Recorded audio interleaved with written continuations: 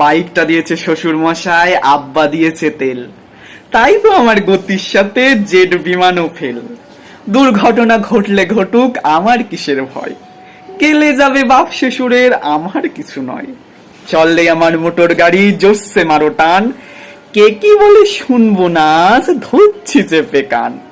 আহা কি মনোরম গায়ের বাঁকা রাস্তা, 600 কিলো ঘুরে এসে করবো রে আজ নাস্তা।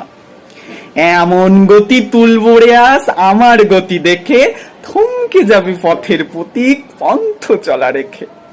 গতির চোটে কাঁপছে মানুষ, উঠছে পথের ধুলো, লাফিয়ে উঠছে পথের ধারের বান্দা ছাগলগুলো।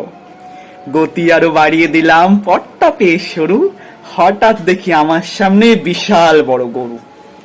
ধাক্কা লেগে হুন্ডা আমার পড়ল গিয়ে খাদে, আমার তখন হুঁশ ছিল না, ফিরছে দুদিন বাদে।